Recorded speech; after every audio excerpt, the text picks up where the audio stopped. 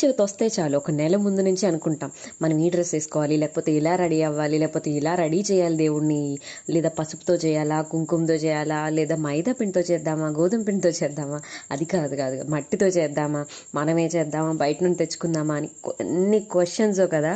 ఎలాంటి బొమ్మ పెట్టాలి? చిన్నపిల్లలు అయితే వాళ్ళు వేరే బొమ్మ పెట్టుకుంటారు, పెద్దవాళ్ళు వేరే బొమ్మ పెట్టుకుంటారు. ఏ మోడల్ బొమ్మలు వస్తాయో ఫస్ట్ అవి మనమే పెట్టేయాలి. మన ఇంట్లో ఒక బొమ్మ పెట్టుకున్నా మనం చిన్నప్పుడు ఖచ్చితంగా వేరే బొమ్మ అయితే పూజ చేసి ఉంటాం.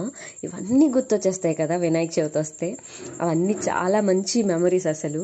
ఇది చూడండి, రీసెంట్ ట్రెండింగ్ ఒక టాపిక్ని తీసుకొని వినాయకుడి విగ్రహాన్ని తయారు చేశారు. అదే మన ఆపరేషన్ సింధూర్.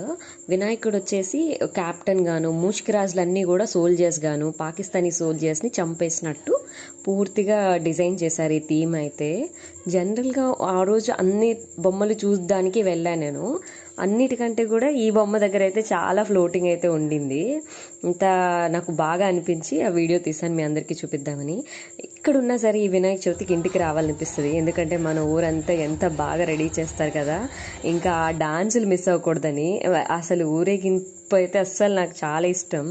ఎంత బిజీగా ఉన్నా అప్పుడు వచ్చేయాలనిపిస్తుంది. ఎక్కడెక్కడో ఉన్న యూత్ బ్యాచెస్ అన్ని ఇప్పుడే బయటకు వచ్చేసి ప్రతి ఇంటికి వెళ్ళి చందాలు దండేస్తారు. రోజుకో పూజ, రోజుకో ప్రసాదం, రోజుకో ప్రోగ్రామ్స్ తో చాలా బాగా ఎంజాయ్ చేస్తారు. నవరాత్రులు అయిపోతున్నాయని బాధ కంటే ఈ రోజు రాత్రి ఎలా డాన్స్ చేయాలని ఆలోచించే వాళ్ళే చాలా మంది ఉంటారు. కొత్త కొత్త కళాకారులందరూ పుట్టుకొస్తారు ఈ నిమజ్జన సమయంలో. నేనైతే మళ్ళీ ఎప్పుడు వినాయక చవితి వస్తుందా అని ఎదురు చూస్తూ ఉంటాను. మరి మీరు?